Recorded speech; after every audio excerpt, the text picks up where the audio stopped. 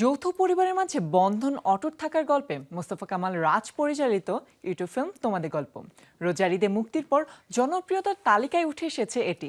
এই সফলতা ভাগাভাগি করতে সম্প্রতি গণমাধ্যমের মুখোমুখি হন তোমাদের গল্পের শিল্পীরা। সবকিছু মেনে নিলাম, কিন্তু সময় মতো যদি মানতাম। পারিবারিক সম্পর্কের অন্য এক গল্পের দৃশ্যায়ন তোমাদের গল্প।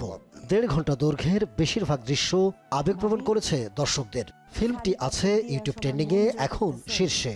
এই সফলতা উদযাপন করতে মিলিত হয়েছিল টিম। গল্পে নতুন রসায়নে প্রশংসিত জোভান তোটিনি। আমার কাছে একটা ফোন কল আসছে, আমিন খান ভাই আমাকে ফোন করেছিল। So it was very special to me.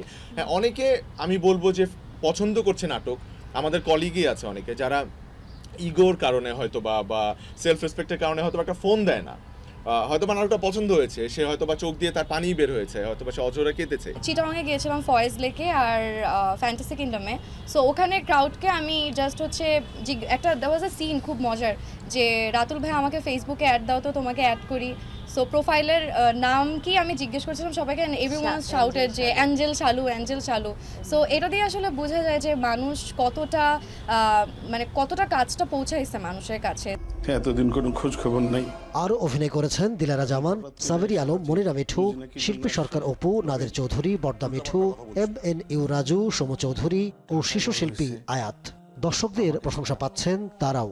90% মানুষ আমাদের গল্প বলছে, কারণ তারা এই গল্পের সঙ্গে এতটুকুই কানেক্টেড হয়ে গেছে, এত বেশি কানেক্টেড হয়ে গেছে যে সবাই সবার নিজেদের গল্প ভাবছে। এটা রকিব ক্যারেক্টারটাকে অ্যাকসেপ্ট করছে, আর সো এটা দেখেই বোঝা যায় যে আমাদের ক্যারেক্টার আমাদের ওই ভাই বোনের কেমিস্ট্রিটা অ্যাকসেপ্ট করছে। সবাই অ্যাকচুয়ালি এখন আমার আসল নামটা বলে না, রন্টু বলে। একটাবারও মুখ ফুটে দাদি বলার সাহস পাই নাই। তোমাদের গল্পের চিত্রনাট্য লিখেছেন সিদ্দিক আহমেদ, পরিচালনা করেছেন মোহাম্মদ মোস্তফা কামাল রাজ।